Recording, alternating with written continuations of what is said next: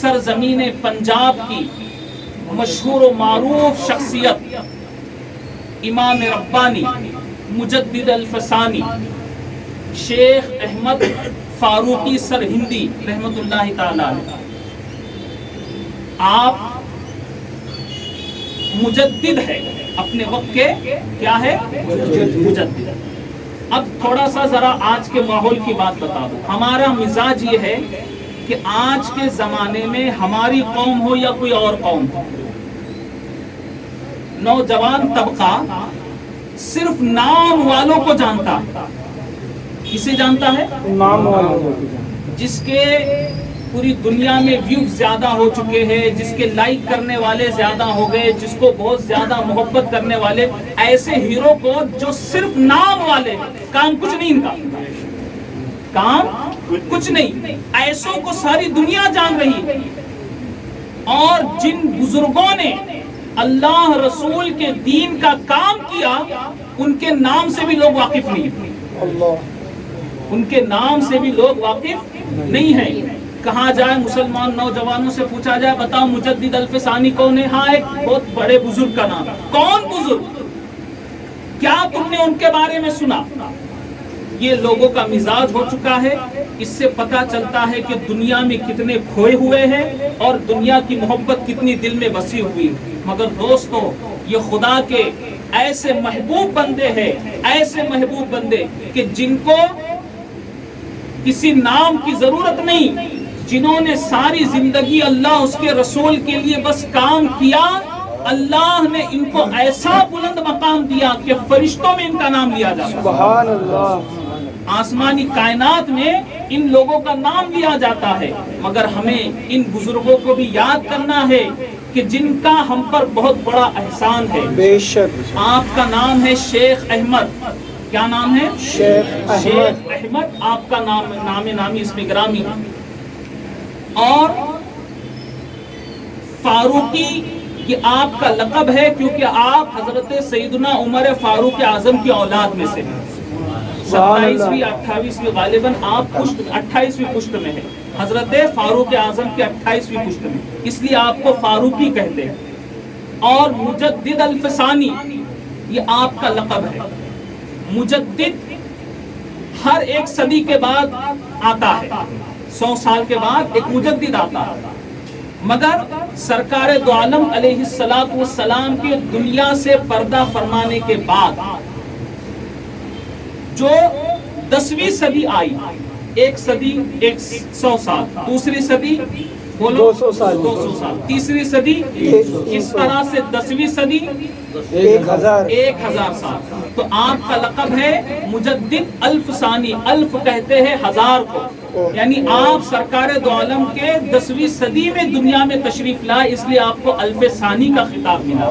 سبحان اللہ۔ اور آپ نے ایسا عظیم کارنامہ پیش کیا کہ قیامت کی صبح تک لوگ اسے فراموش نہیں کر سکتے، بلکہ بزرگوں نے لکھا ہے اور بڑے بڑے بزرگوں نے کہا بھی ہے کہ آج ہندوستان کی سرزمین پر جو اللہ اکبر کی آوازیں ہم سن رہے ہیں، قال اللہ قال رسول اللہ کی آوازیں ہم سن رہے ہیں، یہ سب صدقہ ہے مجدد الفسانی کا۔ سبحان اللہ، سبحان اللہ۔ یہ سب صدقہ ہے مجدد الفسانی کا، کیونکہ آپ کے زمانے میں مشہور بادشاہ اکبر بادشاہ تھا، اس نے دین الہی کی بنیاد ڈالی اور اس دین الہی میں کئی باتیں کفریہ تھی، جو مان لیتے عمل کرتے کافر ہو جاتے۔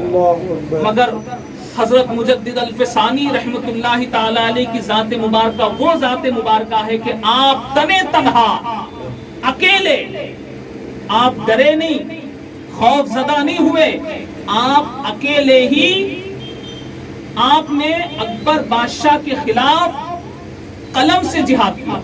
سبحان اللہ۔ تلوار کے زور پر نہیں، آپ نے قلم سے جہاد کیا، اور آپ نے جو بھی اعتراضات تھے، جو کفریہ باتیں تھی، آپ نے اس کا رد کیا کہ مسلمان خدا کے سوا کسی کی عبادت نہیں کرتا۔ بے شک، بے شک۔ اکبر بادشاہ کو اپنی بادشاہت پر گھمنڈ، اپنی طاقت پر گھمنڈ، اپنے زور پر گھمنڈ नाम तो अकबर था, वो समझता था कि मैं बड़ा हूँ, मगर मुजद्दिद अल्फ सानी ने उसका रद्द फरमाकर, उसकी मुखालिफत करके आपने वाज़े कर दिया कि तेरा नाम भले अकबर हो, मगर हम सिर्फ अल्लाह अकबर को मानने वाले हैं। सुभान अल्लाह, हम सिर्फ जो है बेशक। अल्लाह अकबर को मानने वाले, जो सबसे बड़ा है।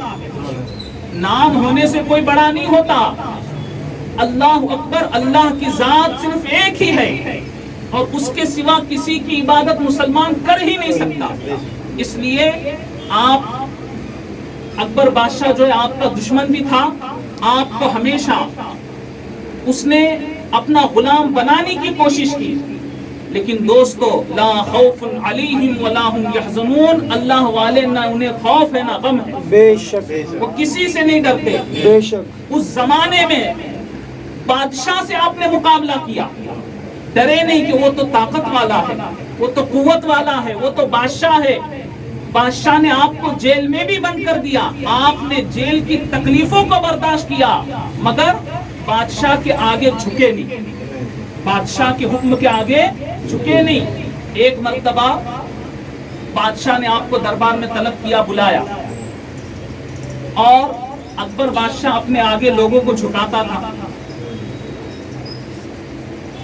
जब बादशाह ने बुलाया हजरत मुजद्दिद अल्फ सानी को, तो आपको मालूम था, बादशाह को मालूम था कि मुजद्दिद अल्फ सानी जब भी आते हैं तो वो मेरे आगे झुकते नहीं। उसने सोचा कि मैं किसी तरह इनको झुकाऊंगा, किसी तरह से इनको झुकाऊंगा।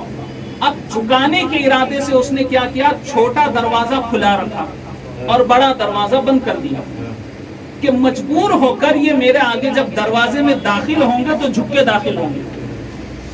लेकिन जब आपको बुलाया गया, आप आए, लेकिन आने का अंदाज ये था कि जब दरवाजे में दाखिल होने की बारी आई तो हजरत मुजद्दिद अल्फ सानी ने पहला अपना कदम आगे रखा, सुभान अल्लाह, अपना सर नहीं झुकाया, अपना पैर अंदर रखा और फिर अंदर आए और उसको बताया कि तेरी औकात क्या है, तेरे आगे झुकने का तेरी औकात नहीं है, बल्कि तेरी औकात तो कदमों के मुताबिक, बेशक पैरों तले है।